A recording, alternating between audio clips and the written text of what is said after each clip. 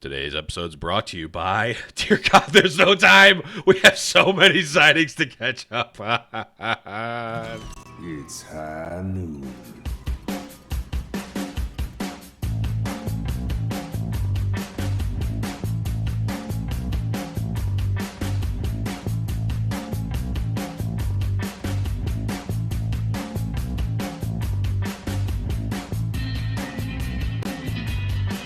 Hello, everyone, and welcome to High Noon Podcast, the competitive Overwatch podcast. I'm your host, the Blevins, and joining me today is the one and only Volamel. What's up, buddy?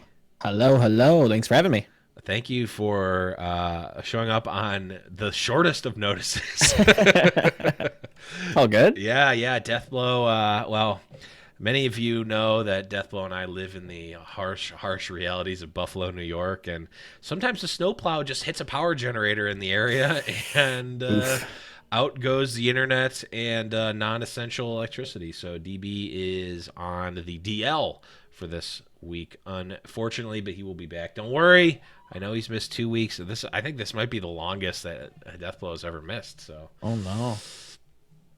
Slacking, but it's okay because we, as the show, have been away as well, and we're back to Back from hiatus? back from hiatus to catch up on some stuff. I don't know why I said it like that. It's that delicious sour blue chug rug G Fuel. Get yours today. Promo code High Noon. It's still not a real thing. Don't do that. You're not going to get a discount. My discount doesn't work. Just do it anyway. See if maybe it does work. Maybe if you get enough people to do it, they'll just give you one.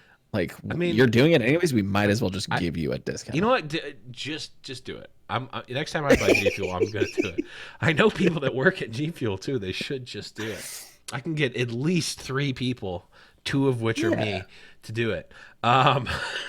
But we really do, as mentioned in the beginning, have a lot. And I mean, I'm scrolling here. We got a lot of signings to catch up on because we have been gone at Blizzcon and all sorts of good stuff to talk about. But first, a little bit of housekeeping before we get right into that. If you have not already, you can listen to the Omnic Noon, the yearly crossover event that myself and Deathblow are on with Andres and Not Rob from the Omnic Lab. We talked about BlizzCon, Overwatch 2, Diablo, all sorts of things that we might touch a little bit on since Volamel and I were both at BlizzCon.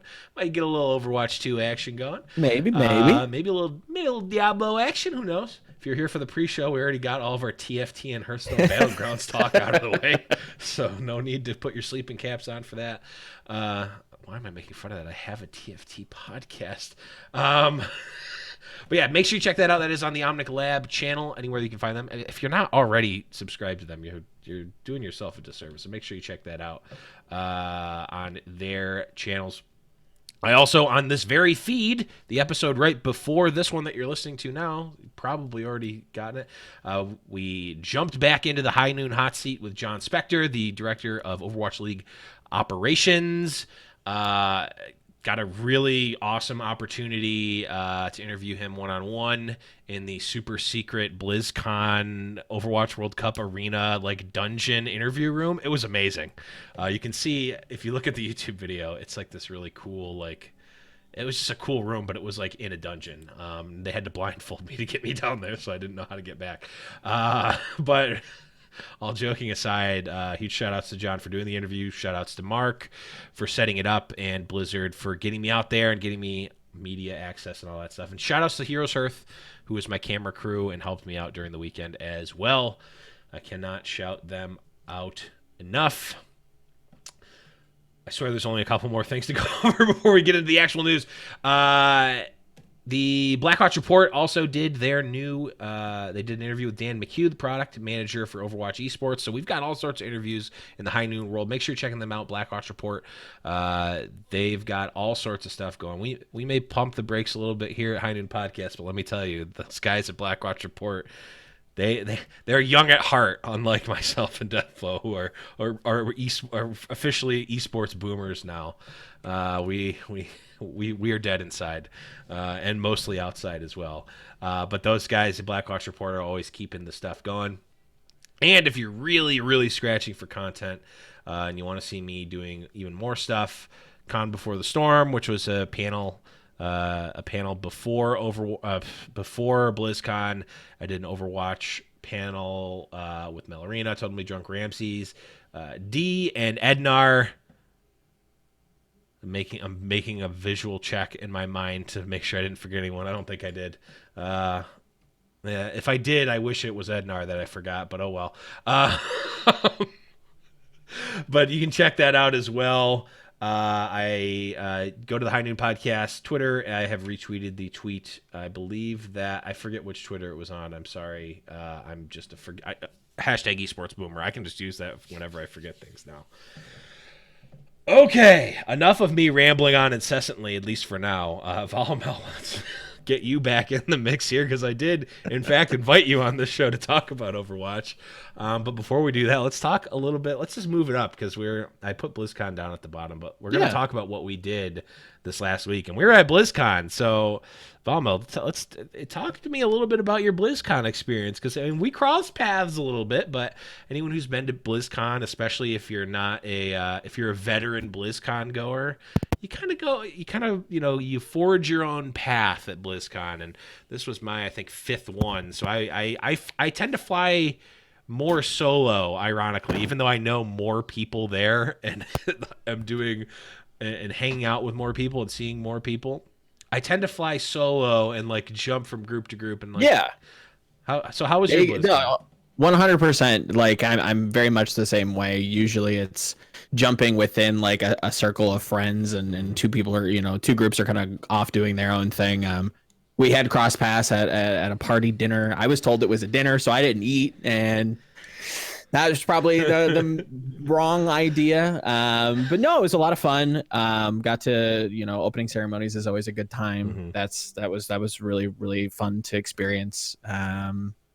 Seeing everybody. It's the 2 times a year that I'll make excuses to kind of just go out and have like a little, weekend vacation. Mm-hmm. But still try to, do something related to work, whether it be networking and meeting people and saying hello face to face. Schmoozing and boozing. Yeah, definitely. You got to do that. But in general, it was very enjoyable. Super excited to see exactly what happens with, some of these games. I've been raised on Blizzard titles, Mm-hmm. Since I was, single digit age. But yeah, no, I'm jazzed to see everything that's coming out. Shadowlands looks pretty cool. I was on the edge of my seat with that cinematic. Diablo 4 looks like it's kind of going back to its roots, which I am super pumped about, because I wasn't super interested in the whole like progression system that Diablo 3 had. Like I didn't mind the game, but I didn't like that it was very much it was very different from like Diablo 2, where it was more, talent tree systems, and it was a little bit more interesting in my opinion. But yeah, no, I super fun, super enjoyable. Looking forward to the future of 2 games companies that are coming out with a slew of titles, being Blizzard and Riot. There's a lot of stuff to get into, a lot of stuff to kind of be excited about. So this is a good time to be a fan of esports and gaming, I think. Yeah, it's a gamers, it's time to rise up. We're finally here. This is our time. This is our time.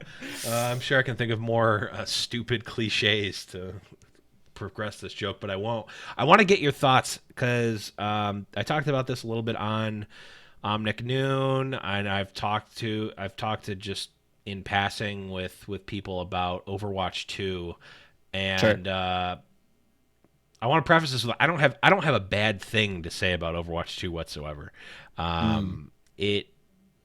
played the single player a little bit. I think I had one. I played twice. I think maybe one in like a half time. So I think someone jumped off, and I just like snuck my way into the end of the session when someone left their computer. They were done playing. But I played a full playthrough with Tracer, and then the end of one with Reinhardt, I think. And I don't know, I just wanted to kind of get your thoughts and see if anyone else felt the same way about me with how they presented the game, how they kind of talked about it and positioned it as a, this is a sequel and it's a new game. And I just want to get your thoughts on that. What did you think about it? I definitely think like the idea of it being a sequel isn't completely like unwarranted. It's just weird with how they've tried to explain it. It's like, okay, well, this is a sequel, but like everything is going to transfer over. So it's like, it really doesn't matter. It's kind of just like for the story. And then we'll see what happens, after that. And that's where a lot of my apprehension comes is like, okay, so this looks fine for right now. I kind of defer to you when it comes to the gameplay because I just wasn't super interested in playing it. I've seen people play it. I've watched, playthroughs of it, but I can't really speak on how the game felt. I've had people tell me it feels very much like an Archives event or a Junkenstein, which is fine. I mean, like that's kind of the idea of the gameplay is it's going to be wave based. It's very story driven. So I don't know if that's more of a individual bias, not being super into like that specific genre or being interested in the story at all. But I think it's fine for right now, but I want to see what the rest of the finished game looks like. Is it going to be a little bit more broad? Is there going to be more options? What are the other characters' options in terms of talent progression choices? What does that look like? And where else are we going with this? Because I don't think it can just be like, okay, well, you did your 5 missions. Great job. Like, where's the replayability? That seems like a given these days in modern games is like, okay, we have these different difficulties and all these achievements. Are they going to like flesh out the achievement system? Are they going to add rewards for that? Are they going to add something very similar to other Blizzard titles where it's, kind of competing on a fairly interesting leaderboard with like Mythic Plus in World of Warcraft or with Diablo 3's like Rift systems and their seasonal systems? That would be super cool. I'm even kind of assuming that at some point in Overwatch 2's life cycle, there's going to be like raids, like a 10-man like Overwatch, scripted, here's your heroes, you get your 10 friends, play these heroes and go kill Doomfist. Like, that'd be super cool, right? Like, that's what I'm kind of hoping for. And that's where I'm like, I don't know, like cautiously optimistic is where I'm at with Overwatch 2. I'm not sold on push yet as a game mode. I think there's some very obvious flaws that they're going to have to like fix. I love the idea of our little battle buddy robot, pushing our little carts. Like, that's super cute and cool. And I'm waiting to see like the first cosplay of it because it's gonna happen. Like, he's gonna be beloved. Yeah. But there's a lot of problems, I think, with the forward spawning checkpoints. Fighting while an enemy or like the defending team is trying to push their robot or like escort their robot to their cart. That can kind of be annoying. In an interview I did with Leaf from Team France, he talked about how you could actually like sit on a corner and actually just push. I'm gonna push for one checkpoint and then just sit and camp and just try to win off of just one checkpoint. Like, I don't have to try and finish. I can just sit here and camp it. Right. You have to deal with it. That I think could be problematic, but in general, like, I think with a few fixes that could be super interesting. I like the map design philosophy that they've gone with lots of different routes. It's been a big problem with Overwatch maps in general and some of the game modes that kind of just are inherently geared towards that. That's been super cool. I like the idea that we're getting away from the heavy reliance on control maps and that being the most important thing. But in general, Overwatch 2 is fine for right now. I want to see what more of the details look like as they come out and what else could be on the horizon, because I like the idea of them building out the base of the PvE and bringing people back to the game that are super interested in the lore and want to hear that stuff. And if we can get them back, that's awesome. I want kids at the grocery store saying, "Oh, look, Lucio's hero is super cool. Like, Tracer's on this gum. Like, whoa, crazy." Like, that needs to happen for the Overwatch League to do well. But it also needs, we need filters for those people to like actually get up to like esports and be, exposed to it and be, have experiences with it. So it's Overwatch 2. It's creating systems to filter those people up. But I think we're on the right track. We just have to like continue to see how the train progresses. So cautiously optimistic, I would say. Yeah, I am as well. And I don't have anything bad to say about it. The only thing that was, it sort of, it not even rubbed me the wrong way. It was just like, I feel like I'm being presented with something that's trying to trick me, but not Okay. even like, so one thing that they made a point to say in the, I don't remember if they said it if Jeff said it at the beginning in the opening ceremony, or if it was, they definitely said it in some of the follow up panels, and they Sure. said it in the the press conference that I got to be in, where it was said multiple times and reiterated to the point where it's like, okay, this was something that they planned to say, and not Right. just something that it was like a planned thing to make sure that you reiterate this, is that we made a new game. We made a new game. This is a new game. Overwatch 2 is a new game. Like, that was said over and over and over again. And to your point about how did, I don't know, you didn't know how Overwatch 2 felt. Well, I can give you a hint. It felt a whole heck of a lot like Overwatch 1, in Right. a lot. Which, I mean, when you think about it, it's like, okay, is Madden 19 a new game compared to Madden 18? Well, no one questions that because they release it as a new game every year and there's nothing but Overwatch 2, I don't know. I've gone kind of back and forth on it a Okay. lot. Because it did not. If you would have asked me, hey, does this feel better than Overwatch 1? Sure. Does it feel? Do the graphics look better? Yep. Does the gameplay feel smoother? Sure do. Are the enemies in Overwatch 2 a little bit more complex and a little bit different than the robots in the Overwatch like Uprising missions? I'd say kind of, at least. Okay. Like there's like like there's at least some amount of difference. Like there's a robot where you can like shoot off the arms first instead of just like, oh, deal 150 damage to a Right. robot and it And yeah. explodes, and like maybe there's a headshot you can get or whatever. Mm. It's like another like half a level more complex than that. Again, this is the demo or whatever, Sure. so Exactly. I'm not putting too much on that. But what if you ask me all those questions, I say yeah, this is all better. But if you ask me, does this feel like a new game? I would not say yes, or I would not out of. Yeah. I would definitely, or maybe I would say yes. I would never unprovoked be like, man, this feels like a brand new game. I Hmm. would not ever say that. So it's like, okay, you're very clearly pushing a point in a narrative that you want to push that I would never naturally say. Maybe I'd be more inclined to say it now that you've said it a bunch, and Right. that Now that the you door's can. open, like maybe I'll Well, maybe you, I'll come in. and it's like you Maybe made I'll. somewhat of a logical argument that this is a new Right. game. It's like, well, if you could call Madden 19 a DLC of Madden 18, and people, it's like, I agree with what you're saying there. Maybe that just makes me think that the Madden franchise is more of a scam. Well, I've known that for a while. We just accepted it anymore. But that's really the only criticism, and I bring it up Yeah. because I don't know if I don't know how many people are saying that, which is fine. Maybe they don't need to say it. And also, I'm taking it with a grain of I'm taking everything with a grain of salt. Who knows Yes. when this game is coming out? Yeah.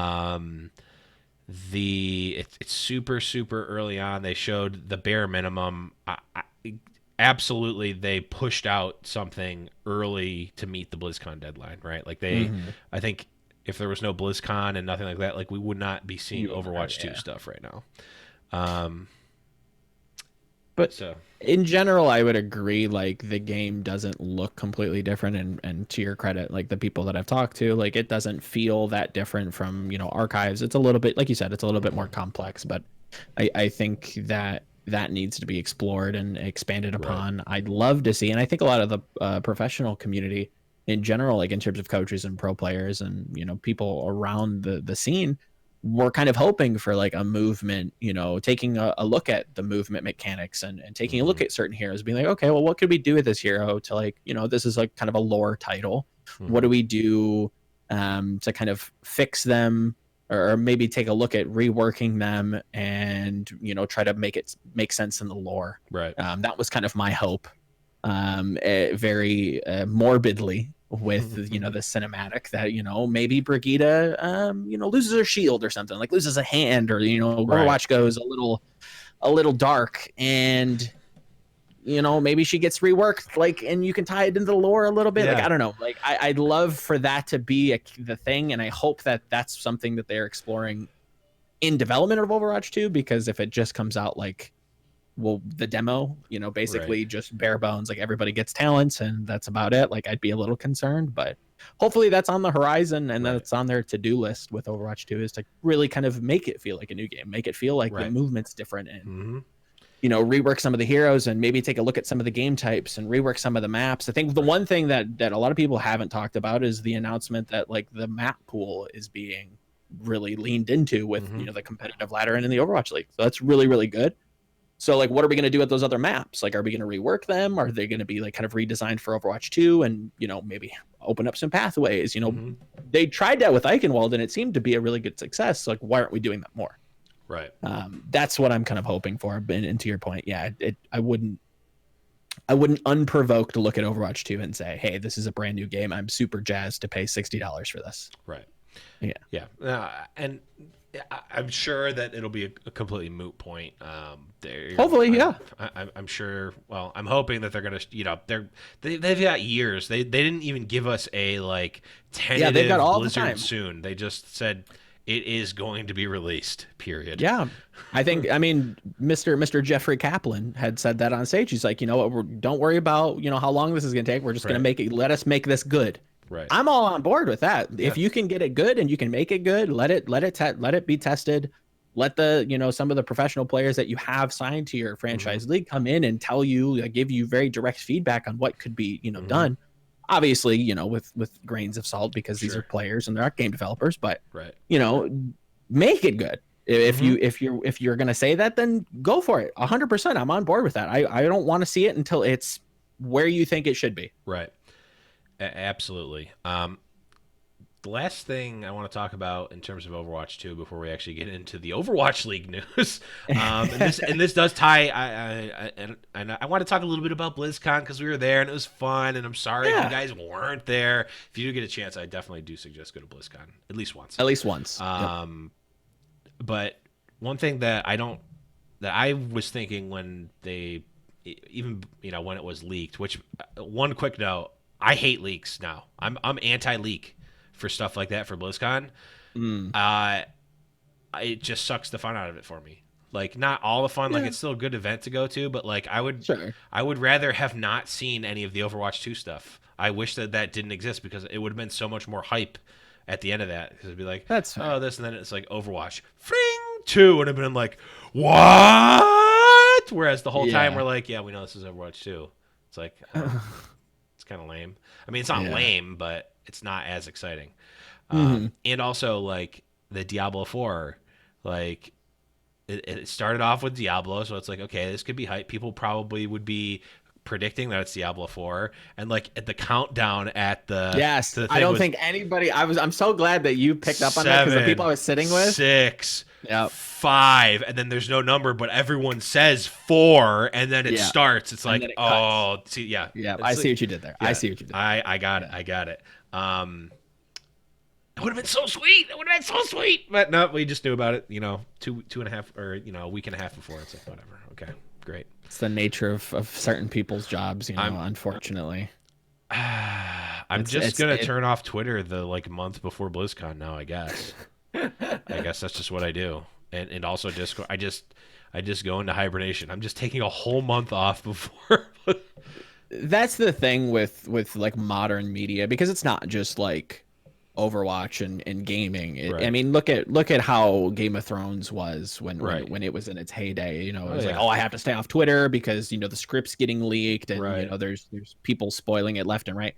So it's I think we as like a society kind of have to adapt to it and just be like, okay, well, it's gonna happen. We just have to enjoy the journey, and like we know the end point, but like we don't know how they even got there, or like what does Overwatch 2 look like? We know it's happening, but like what's coming? Yeah.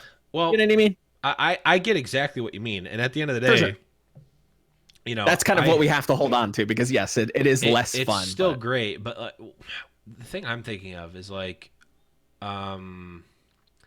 there's like, yes, you can enjoy the journey and you can enjoy the end product and like have a great time with that, but it is not the same type 100%, of 100%. like visceral enjoyment of like that. That's one of my just like favorite feelings in the world. Sure, yeah, it's just I like hear you. I hear you. holy crap, this, especially at BlizzCon when it's like a shared experience with like so many like I usually don't go to the main arena anymore for the opening ceremony, but I did this year because I'm like, oh, there's going to be some cool stuff. I was like, yeah, it was great. But like the same thing happened to me when at the like Nintendo Direct. Like if Nintendo Directs got leaked to me, that would be that'd be very disappointing. Like when they, at the beginning of one of them, they showed the Dragon Quest character, which I didn't care about, and they did a bunch of other stuff that was great. And then at the end, they had one more Smash thing. I'm like, what? What is this? And it was Banjo Kazooie, and like I just like was like, I remember thinking to myself at that point, there's nothing that Smash Bros. Can do that will surprise me as much as I've been surprised right now. I mean, people predicted it, blah, blah, blah. Like, people have been predicting Banjo and Smash since literally Smash 64.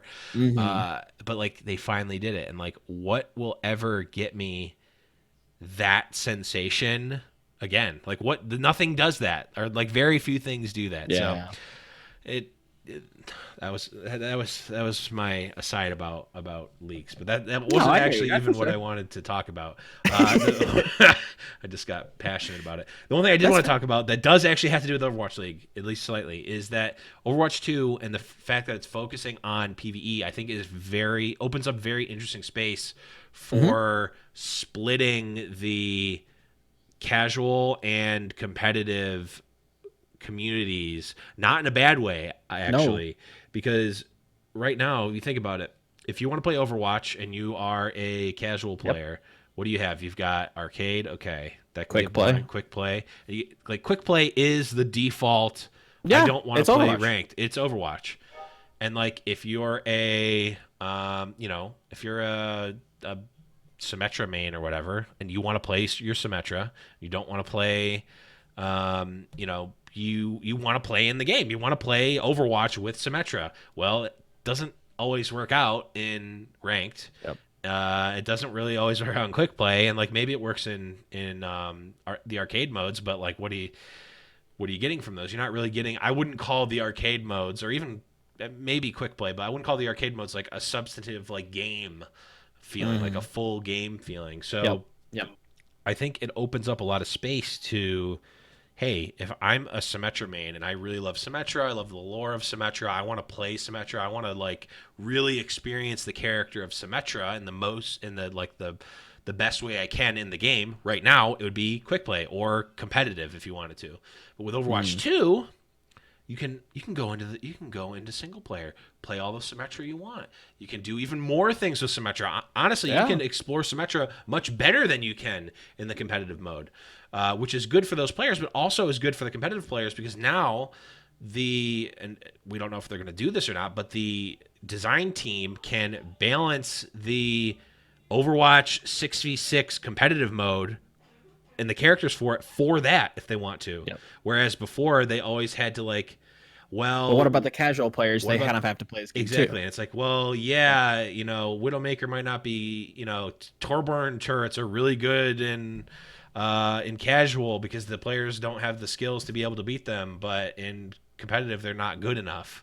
For sure. You can just be like, yeah, no, just lean it all towards one way and like, hey, if you don't like that, we've got this whole new game. Maybe this is why they do it. We got this whole new game for you guys. Go play that. That's great. So I don't know. I haven't heard a lot of people talking about that. It seems interesting to me that space is open. No, 100%. And I've kind of gone a little bit more in depth into this point in an article that I've got kind of sitting on my editor's desk waiting for me to bug him about it. But it's very similar to what StarCraft 2 did with their co-op commanders. The exact same problem. I want to play StarCraft 2, but I don't really, it feels very content shallow. I can play StarCraft 2 and I can play against these people and it's always competitive. But what if I just want to kind of like explore building my base and like do the single player? At least you had single player with StarCraft and that was fun and you had different difficulties and they did put a little bit more emphasis on their arcade mode, much in the same way that Overwatch did.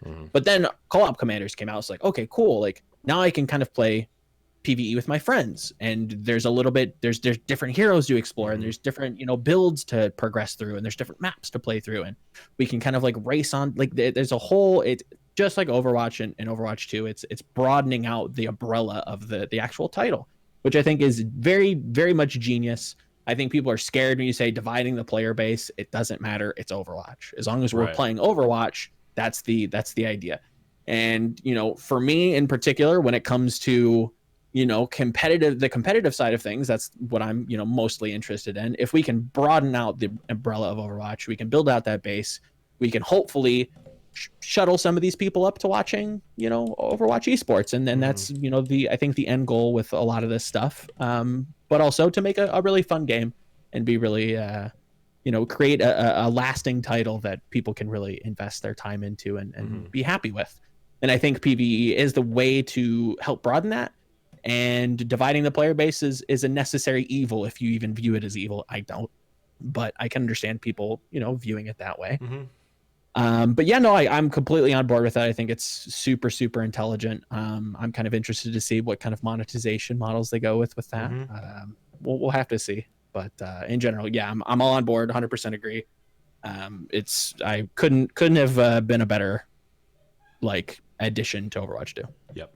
Very excited because Overwatch does not feel like a casual game anymore, at least not to me. I mean, we obviously have our opinions painted a little bit differently because of what we cover and what we see. But anyone who's played quick play knows that's not a fun casual experience unless you've got a full stack. And even then, if you have sometimes you just want to mess around in a game and play and I used to you mess with your buddies, you're shooting each other, and maybe you can't do. I mean, you can't do that in PvE, but it's a different feeling where even if I'm playing for fun in a 6v6 environment, at some point you have to try a little bit, or else you just get crushed, and it's not fun for anybody. So.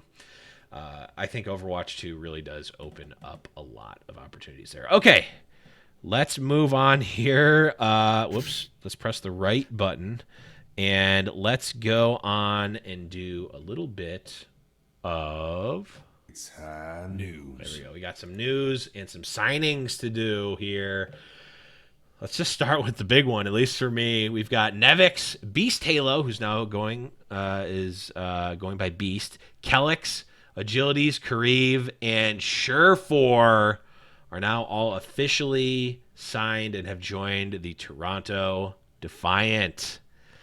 This, I think, is I mean, maybe my opinion's painted here because Toronto, I'm very close with them, but this seems like the most talked about and probably some of the biggest moves in the offseason, arguably. Yeah, no, it definitely makes sense on why they're the most talked about. I mean, Kariv and Agilities have their very dedicated fan base, and they both are very much personalities at this point within the kind of competitive Overwatch sphere. Very similarly with Surefour, somebody who it kind of is an enigma to me. I constantly kind of be like, okay, well, he's done his thing, he's had his career, things should probably start to taper off at some point, and he constantly just kind of surprises me. I am surprised to see that Beast Halo is finally coming back and in the mix. Same thing with Nevix. I'm super glad that they're getting an opportunity to kind of come out and compete. But I think I think in general, this is going to be the most talked about team, the most hyped team, and I'm very ready to temper expectations. I don't know if this team's going to do all that great. I have my questions with Beast. We haven't seen him basically play in a year. I've heard very good things with Nevix behind the scenes, but I want to see what that looks like, tangibly with this team and not, the other teams he's played for. How does Surefour, Agilities, and Kariv actually make sense? Kelix as well. What happened with Boston and what went into that kind of transfer and why exactly did that happen? And now that's not necessarily fair to criticize him and not literally every other signing ever, but it is a little strange to see exactly what they were doing with their support line. So it just kind of weirded me out. And in general, I'm not super high on this Defiant roster. I think they'll probably make play-ins. I think that's definitely an achievable goal, but anything past that, I really have a hard time seeing. I think it comes down to really how the locker room looks and how Nevix and Beast Halo are going to perform. Are they going to really be, top 10 material? And if they are, then fantastic, great. You've built a playoff caliber roster. Hats off to you. Right. But if you didn't, you've gambled on a player that hasn't played. You've basically gambled on two players that haven't played, competitively or professionally in 2 years, or not 2 years, a year apiece. and a solid, core behind them. And if that gamble doesn't work out, how are you going to tackle that midseason with all the travel and with all the visas? Right. And I'm a little worried for this team. I think they'll do okay for themselves. I don't think they're going to win anything, but I think they'll be like, I look at them as like 10, 11, 12. That's kind of where I'm putting them. Sure. Right. Which, I mean, if you look at the second half of the year, or even the last 3 quarters of the year, like that's an improvement, right? Like that's easily, yeah. And if you can start that, like if again, I've talked about it before, and I don't know if people agree, disagree, whatever. I don't really care. Sure. But season 3 of Overwatch League feels like the first. This feels like the launch of Overwatch League to me in a lot of ways. No, this is another era. We did 2 beta seasons. We did alpha season, we did beta season. This is launch season here. Soft launch. This is hard launch. We had soft launch before. This is hard launch. Soft launch was Contender season 0. No. But the one thing I said this to Deathblow when Neko got cut. It's like, sure, they went too far. Like we get it. Like they're building out the Toronto or the Canadian at least core, which I like. Yeah, I think that's cool. Sure, but also like don't do it just to do it. From my perspective as a fan, that I just want to see the team win. Like that's me again coming from the New York. I don't care where the players are from at all. I just want to see results. I do, and I talked about it before as well. Having the personalities is going to be a help for the team, and there's more factors to running the organization than just winning the game each week. Yes. Now, this team certainly has the talent to be able to win games. It's just how many are there? I mean, yes. This, for better or for worse, probably for worse, this roster in a lot of ways feels like Paris did last year, where it's like we've got the sort of regional core, we've got a lot of other players from around EU, we've got some players from here, and just kind of building off that. It feels like the Canadian Paris in a lot of ways, and maybe is Toronto referred to as the Canadian Paris? It might be. I don't actually know. Probably not. You heard it here first. And probably for the last time. I can hear the monkeys charging my house as we speak. But I'm also, surprisingly enough, people may think I'm really high on the team right now. I think that a lot of I like the player signings. I'm just like, where does it all fit? We've got 4.5 DPS players, right? We've got Surefour, Agilities, Kareev. We've got Logix and Mangachu. It's like, okay, well, how is that going to play out? We got rid of arguably our best player in Neko. How is that going to play out? But again, if we're viewing it as like this is launch season, if we can make even slight improvements from last year, build 100%. A strong core, build a fan base. I mean, again, part of my enjoyment is going to be from the fan base. We get to go to the home games. That's going to be fun. I'm very cautiously optimistic as well. I think in general, this has definitely been a big win for Defiant in the offseason. Oh, They've absolutely. made strong branding signings. They've made strong improvements to the roster. They now have an identity. Okay, we're basically just going to try to be Western. We're not going to super invest into Korean talent as of right now. Maybe we'll splash a little later. I mean, we have Crave, obviously, but he's worked with Immortals in the past, and now with Valiant, like he's been kind of integrated, much in the same way that other Korean esports players have in the past. So it's not that we're like adopting him into Canada or USA or North America, mind you, but he fits in with those systems, so it's less of a concern. At least it's been proven. In general, I would say yes, this has been a big victory. It's just how much in terms of results is this going to change? I think it's going to be an improvement, but where or how much? Right? It's a measure of it's a degree of success. So it's going to be interesting to see. I'm glad that things are trending upwards for Defiant because it needs to. For sure. I mean, they again, for better or for worse, new head coach. New sort of team core, and I mean we had we had Neko before, who had seen, stage success. They didn't win the stage playoffs, but they had that sort of perfect season, or Yeah, they had the perfect stage. perfect stage. Not perfect season, perfect stage. They really did show some success, and Neko kind of brought that sort of, I guess, leadership. And now we've got Surefour, who's also had, they've made some stage playoffs. They've had some good runs. They've definitely been there. So, I mean, good spot to be in. Obviously, Agilities and Creve as well also had some of that. So they've got that like core. Like, yes, again, the locker room I think is going to be really important, not just for Defiant, but overall for all the teams with the travel and the burnout and all of that. So I think regardless of the results, as long as we're not plummeting, as long as we're not doing Florida Mayhem things this year, I think this is going to be a big win. And then any sort of positive results is just going to compound and be a real roll here. Moving on to the Houston Outlaws, Blase has joined the Houston Outlaws and Bonnie has been released. I don't have as much to talk about with this one. I think Bonnie. Yeah.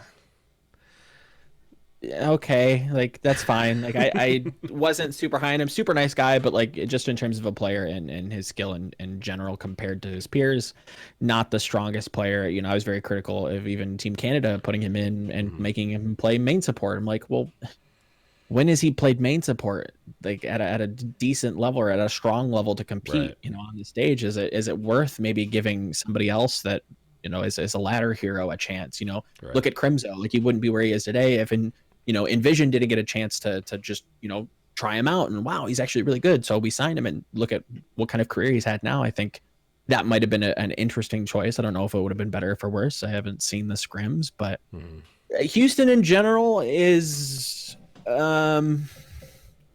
weird.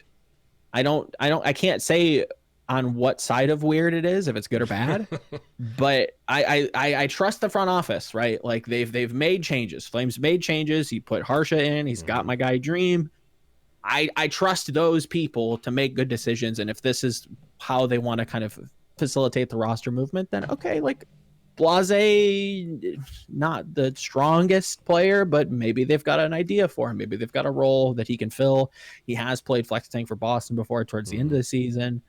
He's fairly talented, I think. I'm interested to see how this roster fills out because they have a lot of DPS from my memory. They have a lot of players that I'm still kind of like, what are we doing? How I kind of want to judge Houston when it's done, because as it stands right now, it doesn't make sense, and I don't know that that's a bad thing, right? So we're just gonna have to like pin this holding pattern. We'll see with Houston. Right.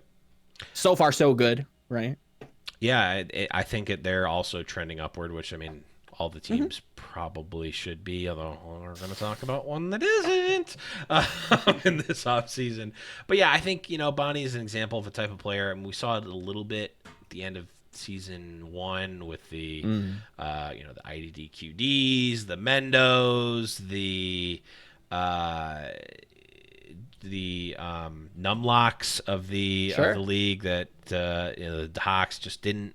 They were fine players, great guys. Nothing bad to say about them on that front, but we're seeing a level up in terms of the the scale of what an Overwatch League player should be and needs to be, especially in a world where we're likely going to be seeing a lot of swaps and changes and teams now like preparing for meta swaps and shifts because it's going to have a huge impact. So I think this is we'll be seeing more of this as the period goes on.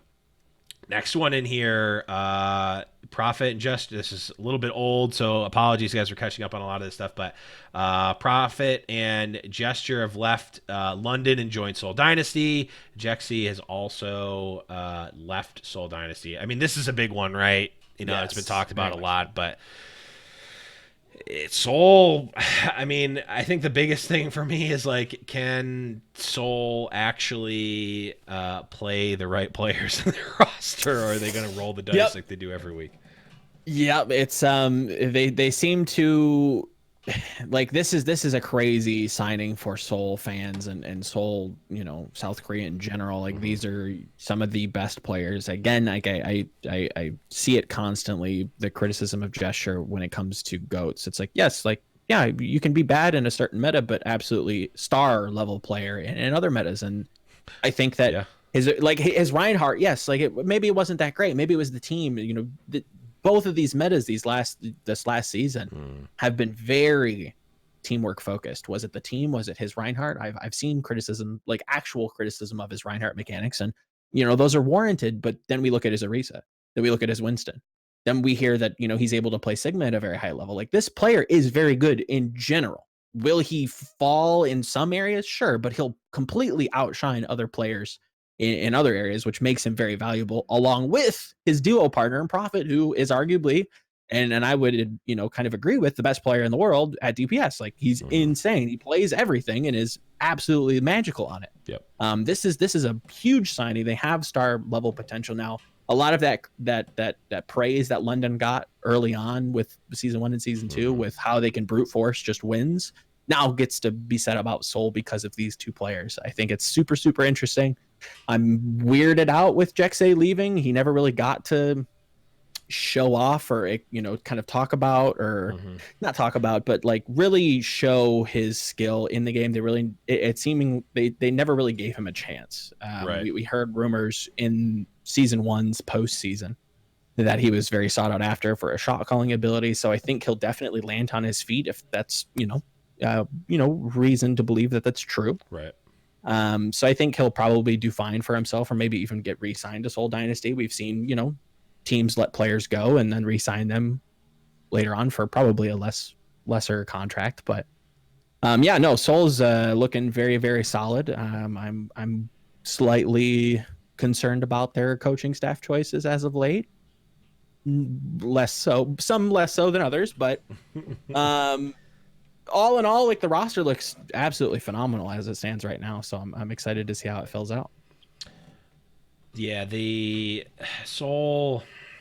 I mean, again, it's not hard stats or anything. So again, take it for what it's worth. But really, really high on Seoul in season 1, obviously coming from the Lunatic High era. I wouldn't say flopped as much as Dallas Fuel did coming from Envious. That was probably the biggest fall from grace that we've ever seen. But I'm less not impressed, but I'm less like, oh well, this is over, guys. They got Prophet and Gesture, world champions. They added it to the already great Fleta, Jayhawk. It's like, yeah, I'm over that sort of stuff. Like they picked up Fissure and never played him. Exactly. I doubt that that's going to happen here, but I'm just over the whole like, well, we signed some star players. Now this is a super team. This ain't the Miami Heat, okay? They're not going to. Not at all. Like, I think they had the potential to build a super team. I think, if anybody was going to splash around like that, it would be, KSV and Seoul Dynasty, right, and Gen G in general. I guess they did rebrand at some point, so Gen G in general does throw around a lot of money, and they would be the ones to kind of create that team, based in Seoul. A lot of people want to represent their home, which makes sense. So yeah, I think they had an opportunity to make a super team and maybe chose out of it. Chose to work maybe with a more stringent budget than just spending hundreds of millions of dollars on star players, but. Definitely some solid pickups. I would still say star players, but nowhere near super team. And I'm not even all that sold on super teams in general. Like very rarely in esports do super teams actually work. Yeah, it's not it's not like basketball where you can have such an individual impact on a game as one player. You can obviously, but at this level, we haven't seen it too often. There's been certain instances, Jonak really did kind of do that. Carpe at times has done that. Sure. We've seen that, but it's just not. But it's always varying. It's always varying because the game's varying. Exactly. And yeah, the game's varying. So like you said, Gesture, yeah, he's going to be maybe the generally number one. super good. Right. But if you get that specific thing that's going to make him kind of bad, he's going to look mediocre, right? But everywhere else, he's going to look fantastic. Same thing with, Carpe. There's going to be certain metas where he just doesn't look like he does on Widowmaker, or he's not going to look the same on Genji. And there's a number of players that are just like super, super good at this, like these core things, but like kind of mediocre elsewhere. So it's hard to be a star player like we would look at in traditional sports. What do you mean Brigitte and Zarya don't require the same skill set as Widowmaker? What do you mean? It was a travesty, honestly. But let's move on here and talk about something that many would argue is not a travesty. Space and Birdring have joined the LA Gladiators. Gladiators, obviously they lost Surefour. They have been making some moves. This one, I think, I'm not sold on Birdring. Nope. I'm not sold on Birdring. I do like Space a lot. He's staying in LA, but Birdring, question mark for me. No, I would agree 100%. Birdring, if the rumors are to be true that, things had a falling out with him in London, and that was the reason why they kind of just fell off after play-ins, like that's a big question mark for me. If he's just kind of not into the game anymore, but now is, like, that still kind of lingers with people. I think, like, once you have your foot out, where do you stand in a month when things aren't necessarily going as well? Are you going to, step away again? Right. Are you going to kind of check out? If you can kind of, vet that, let's say, if you can really get into the player's head and okay, that was just a bad time of your life. Sure. It was a bad, team environment. Now you're ready to check back in. Great. Fantastic. Birdring does have talent, but far and away from what he looked like back in Apex when he was, arguably one of the best Tracer players in the world. It's hard to exactly evaluate where he's going to be, or where Gladiators are going to be with him on that team. Right. And I like Space. Don't get me wrong. I have questions with, flex tanks in general. I think we're very much like, oh, flex tank is Diva. Diva is flex tank. If you have Diva good, then flex tank good. Like, that's not how the game is going to continue to work, guys. There's Zarya, there's Sigma.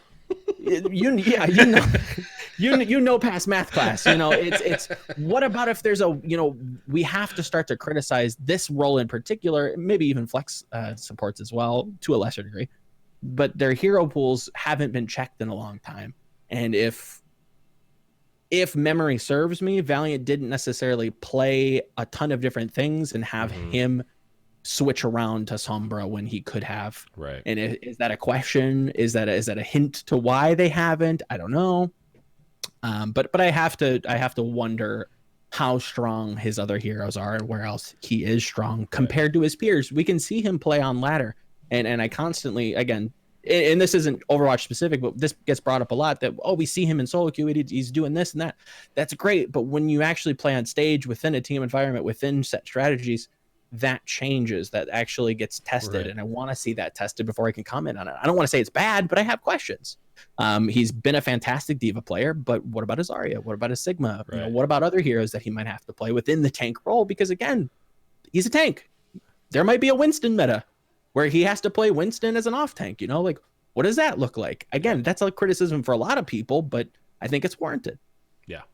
Well, let me tell you, for those of you who don't come from the traditional sports world or have played sports even when you're younger, the person who, I guess, if you're good on the ladder in real life sports, but not playing at that higher level, you're what's called a gym rat, and they are not viewed favorably upon by the sort of structured competitive community. There's the guy. Maybe this story won't resonate with anyone, but I think it will resonate with probably about 3 people who will probably get a kick out of this.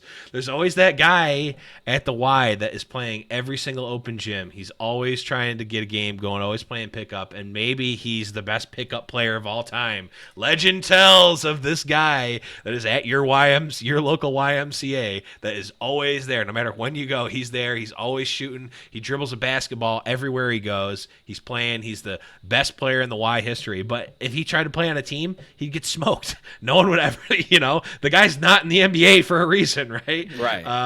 And it's more than just, in basketball, it's more than the ability to just make a basket from 15 feet. It's or 30 feet if you're, it's about the whole package, right? Yeah. And the whole package is what matters. On Bird Ring, we've talked in the past about sort of player mindset going into these things, and like these players who are maybe locker room cancer is strong for Bird Ring's case, but like, you have a bad mindset for the team. Like Fissure, for instance, when he was on Gladiators, like subbed himself out for the playoffs. It's like, if I'm an owner, I don't care if he's number one in the world. I'm not touching him with a 10-foot pole. And perhaps if the Soul Dynasty had taken that advice, they may have been able to save some time and money. But here's how I view it. A player like Birdring, maybe, and I don't know what's confirmed and not, so again, take this with a grain of salt, but let's assume that he did have some sort of inner turmoil with the team. He took himself out, and they started to tank. If we assume that, if I'm a new team, like, especially going into this season where we're going to be traveling, where our locker room, like we talked about earlier in the show, means so much more, I think, this season than any other. Like, even if they are the best player in the world, like, like, a player is not going to improve in the same, like, in their mindset in the same ways that they can in their skill. Like, yes, like, you can get maybe a lower skilled player, but that's bought into the system and is bought into, how the team works and all of that. Like, have someone that's bought into that has that capacity to get to that skill level. Maybe you are losing some games here. That's not the worst thing in the world. Build someone up to be a leader. You can do that much more than like, oh, we had someone who had a bad attitude, and the second they stub their toe in their first away game, they're going to cry and not want to play anymore. I don't want that. I don't want to touch that player at all with a 10-foot pole on my team. If I'm a GM or a coach or even a player, like, I don't want that. I don't care if they're the best player in the world. That doesn't matter. Like, any single player, as far as I'm concerned, from a skill level in Overwatch League is replaceable. Give me someone else. Don't care. I need a good attitude, and that maybe that's me from just how I was raised with traditional sports and how we ran our teams and stuff. Like, that's you can get better at the game, right? Like, you can click heads better. You can work on that, but like, you can't, like, even at the young age that a lot of these players are, you can't. It's much harder to get out of that sort of mindset, and like 100%. It doesn't go away very easily. That's more of a personality trait than a active decision one time and be like, oh yeah, well, I'm not going to do that again. I mean, it's possible, but okay, enough about that. I didn't even want to go into that, but okay, I'm going to run through some of these because we are very quickly running short on time. We got a lot of stuff to talk about here, so. Lightning round. Yes, lightning round. Paris has released Finzi, Danye, Elish Cloudy, and Shadowburn. They've signed Rush as their head coach. Sparkle, Z, Hanbin, all formerly from Element Mystic, and Sparkle is one of the biggest prospects awaiting eligibility in Overwatch League. So a lot of big moves by Paris here. Aim God and Tatuba have joined the Washington Justice, so big Aim God pickup there. Myungbong, Swimmer, Jerry, and Mufin have joined the Boston Uprising. Oh, Swimmer. I was behind him in line at the Mitchell and Ness event at the Overwatch League Grand Finals. Here's a big one, or an interesting one, I think. Gamsu, Note, and Decay have joined the Dallas Fuel. We'll take a second on this one. I mean, Fuel making moves, man. Like, Note coming back. I think that's a good sign. Very good.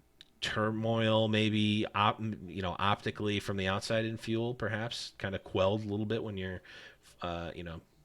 star one of your star players comes back. We saw the twit longer from Taimu, but that was more about his personal struggle, I think, rather than the team endemically. So and then Decay, Gamsu, pretty big pickups here for Dallas. Definitely. I think the reuniting of Gamsu and Node, it gives a solid base for Fuel to work with, and putting Decay in the roster kind of fills the absent shoes that Effect has kind of had, basically. With his own personal, struggles and problems. He hasn't been able to compete with Fuel, and that was kind of what people were really latching onto. And okay, if they're going to succeed, it's going to be basically Effect in Co, right? Now that they have Decay, this helps me to okay, Fuel, like you're starting to find a direction and go for it. What else is going to happen? I would expect this team to probably make moves mid-season, maybe even continue to make moves in the postseason. There's still time to be signing players. Maybe there's still more signings to come, but this definitely is a step in the right direction. I think this is I wouldn't say necessarily a huge improvement, but I think this is in general an improvement. I think Fuel definitely won in the Decay OGE trade. It's a piece that they've needed for a long time. This is kind of like, to talk about like auto battlers. This is the piece that you were looking for. This is your brand. This is your Singe. This is the piece that, okay, we can continue building with the same strategy, because Decay kind of fills Effect shoes in a way. Not exactly, but similarly. And then having Gamsu and No definitely shores up your tank line. I still kind of, again, pose the same criticism I did to Space on to No. What does his other heroes look like? There are some questions. He's the, if we're talking about set 1 TFT, he's the Jinx to the FX Draven. You can go either. They're both very strong carries. And 3 people will get that reference. Actually, probably a lot of people, but a lot of people are probably going to yell at me for this. But that's okay. I don't care. Check out Little Legends podcast. Getting it in. But yeah, I mean, Deathblow's actually in the chat right now. Looks like his internet's finally back up, you slacker. But he mentioned we blasted Fuel in the primer, and even in Deathblow's own words, they've really put a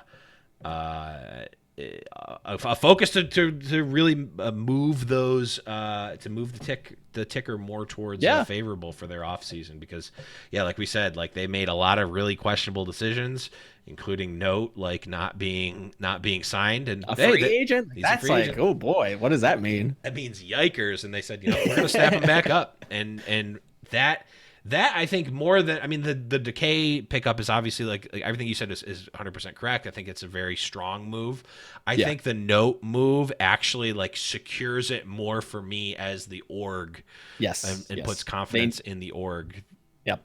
They kind of know where they've gotten where their heads at. Okay, this guy is good in the locker room, solid player in general. Might not be an all-star player, but is a great foundation to kind of lean on. I'm not going to be able to criticize Note and Gamsu the way I could criticize, Shanghai Dragon season 1.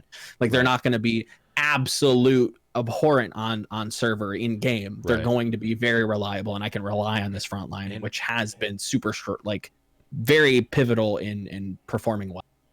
Right. And Note Gamsu has, looks like we lost Volamel, but that's okay. The show must go on. He'll join back in when we get the chance. So sorry, YouTube podcast listeners aren't going to care. Let me just real quick. Yeah, we're still good. Yeah. Sorry, folks. Here we're gonna do some technical difficulties. That's okay. The show must go on. Let's continue on here. So the other thing I wanted to note here is that let me just fix this camera a little bit at least. Sorry, folks. Sorry, podcast. I'd say I would edit this out, but let's be honest. We know I'm not going to. He's back. I think I banged my table too hard, and my Ethernet cord, the clip, broke. So I think I literally jiggled my Ethernet cord just slightly out of the port. Oh, that's awesome. That's hilarious. So sorry. It's all good. The last thing No, we're all good. Okay. There's just now a part in the show that I should edit out, but I'm almost certainly not going to. It's all good. What's up?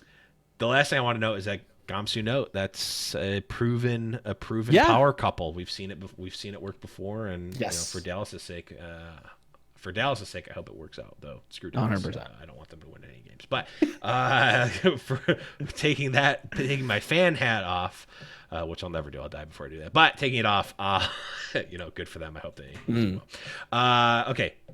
I'm actually running through the rest of these ones. Okay. Gator and Hawk have joined the Atlanta Reign. They're from the Atlanta Academy. Dako and Nalar have been released from the Atlanta Reign.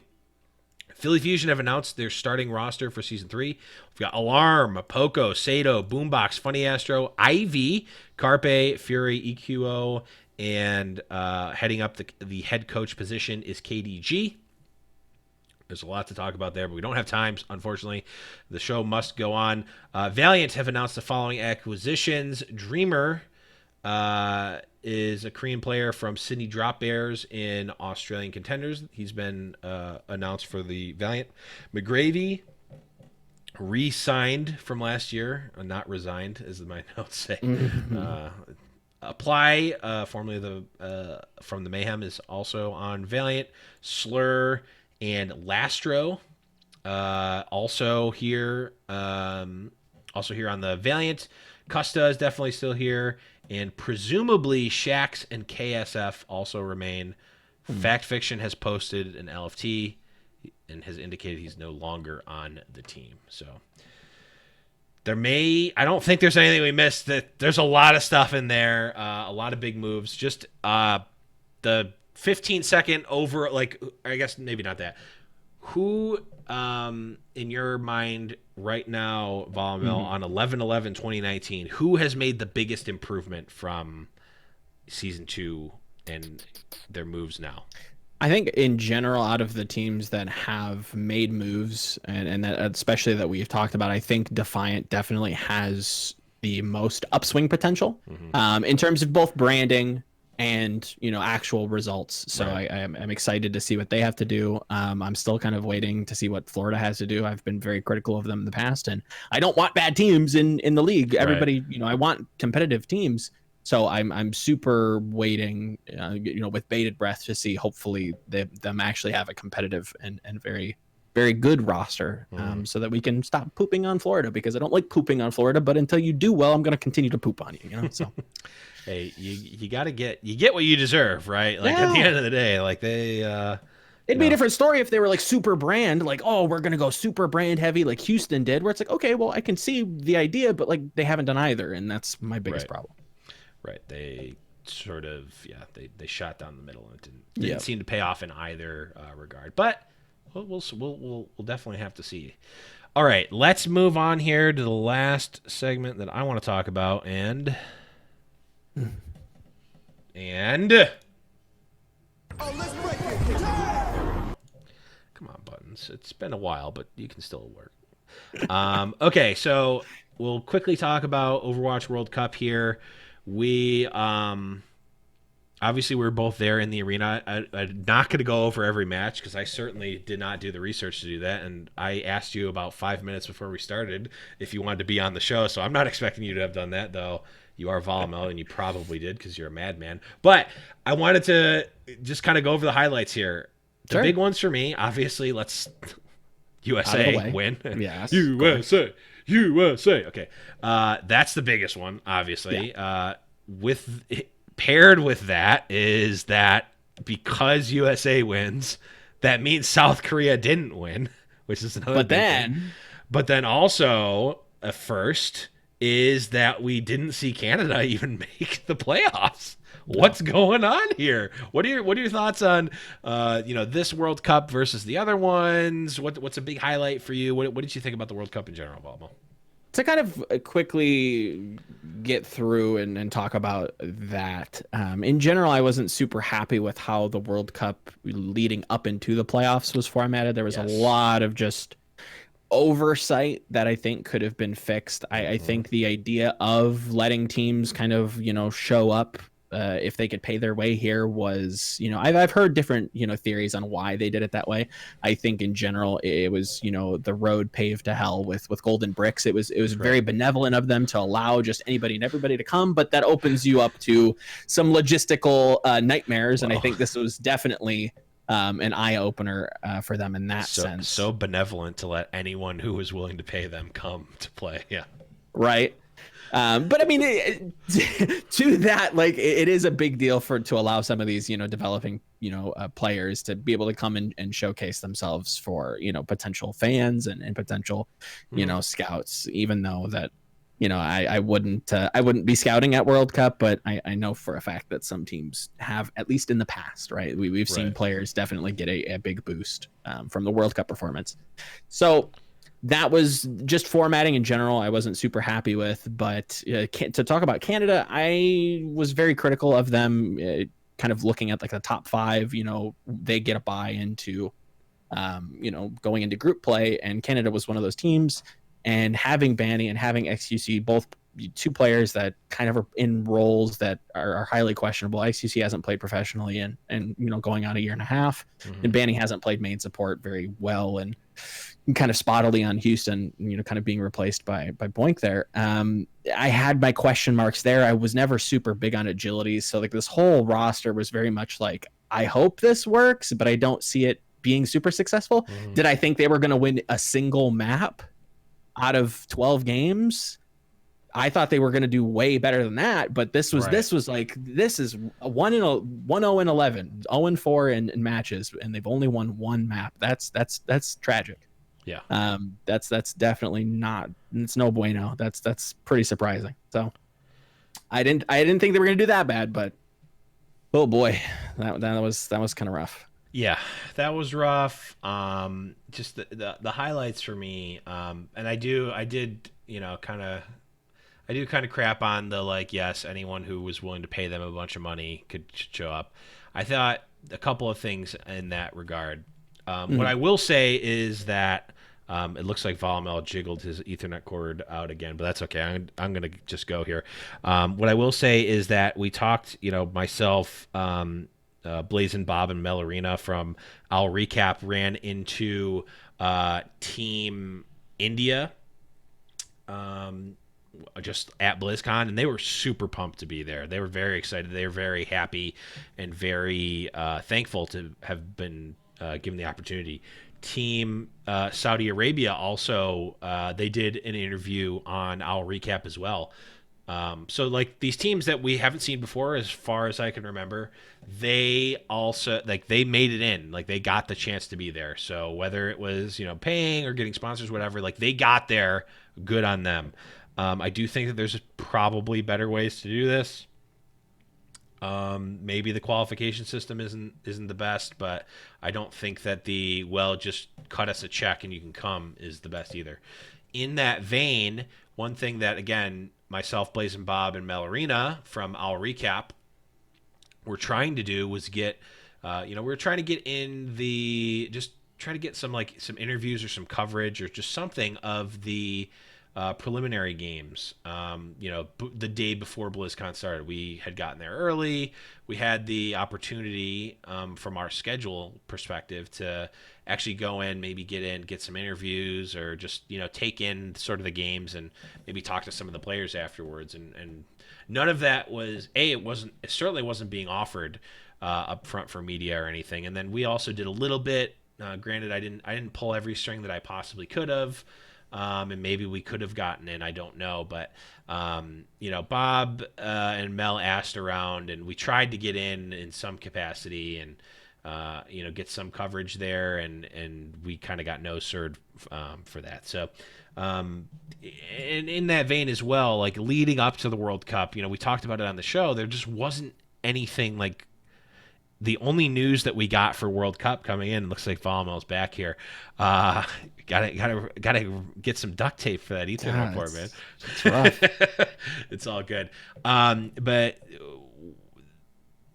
leading up to the World Cup, like from the time that the rosters were announced, the only news I really saw that was even talked about at all was like, hey, I don't remember if it was Team Ireland or not, but like Team so-and-so, like, hey, we can't make it to World Cup because our sponsors dropped out, or like we can't sponsor. And one thing that not Rob from Omnic Lab mentioned to me that he found out is that a lot of these teams who got the sponsors to be able to go to the World Cup couldn't get their logos on the jerseys because they had already been made. So it's like they logistically they messed up some stuff. Okay, like how are you going to ask these kids, emphasize kids, to pay their own way? Like some people can, that's great, but if the real and I mean the Olympics is no different, sure, but if you're expecting like the life of the World Cup to be, hey, we want the best players in the country to be able to represent their country, and we want as many countries around the world to be able to be represented. Like, and I get Blizzard probably doesn't want to pay millions of dollars for this event because it's probably not the biggest event, but like, do something there, right? Like at least like let them get the sponsors and let the like how are you going to pitch to a sponsor? Hey, will you sponsor us? Oh, what do we get? Do we get a spot on the jersey? Well, we tweet about it with our account we just made because we weren't even in existence a month ago with 250 followers. And like, not to downplay that, but like, you're not going to get people to pay you thousands of dollars and fly you across the world to play in a tournament if you get nothing out of it. That's just how business works. Yeah. So I'd like to see Blizzard support it more, or support the teams and the countries more.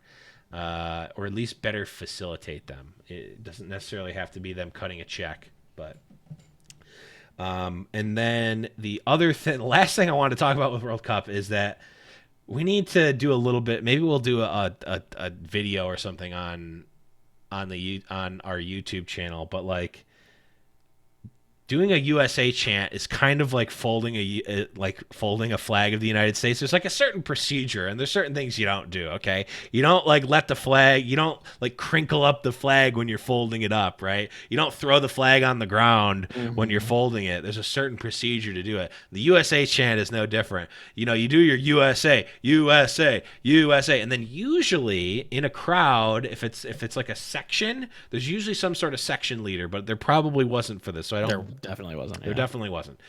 But if you're doing it, what you don't want to do is have the USA chant just kind of like slowly die down, because like people like there's like a natural sort of end to it. Yeah. Where it's like people start to like every like USA chant, there's fewer people doing it, and then it like dies down. It's like USA, USA. You don't want it to go out with a whimper. No. You need to have someone take a stance and have one of the USAs be the last one, and then you give a big woo and end it with a big woo and a big like you got to end it strong. Don't let it whimper out.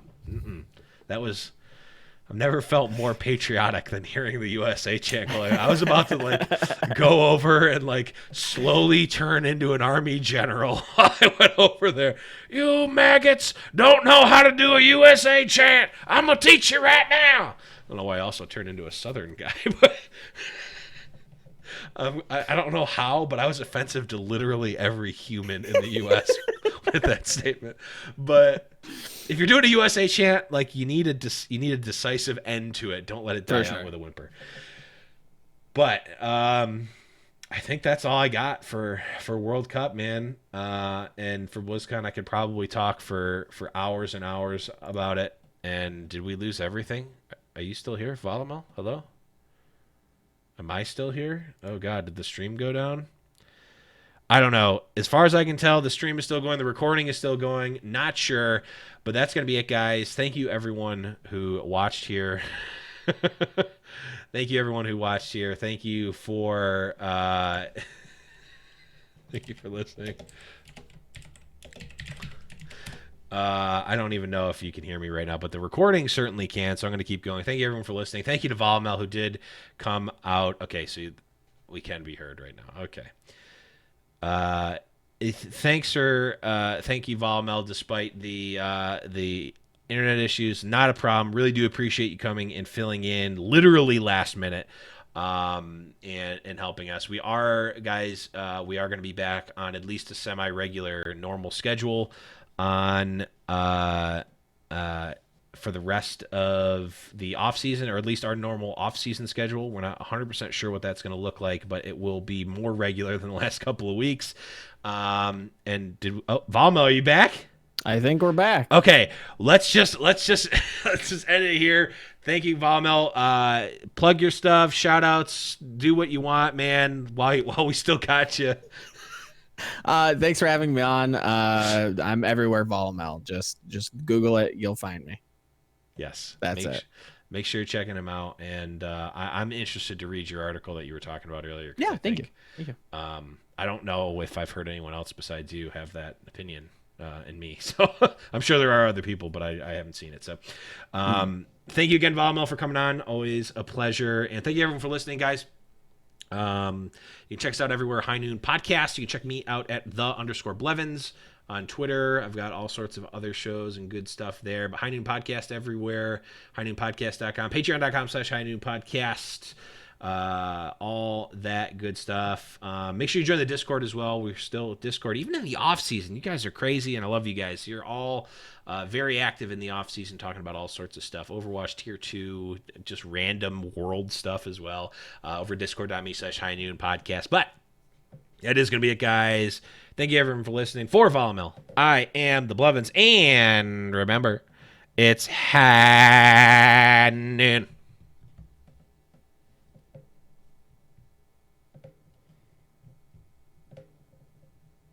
Oh man, this is just grand. The music's not even working. Jesus. Oh, there it is. In his past and he's not looking back. He says, finding mine now, God's my way. He's not good, but he sure ain't bad. He'll make amends for the sins that he has. He says, I'll change the world one bullet at a time till I find mine. Oh man, if you guys have any fixes for internet and audio issues, do at Kyle Wynn in Discord and just put the number 1. Just do it. Just do it.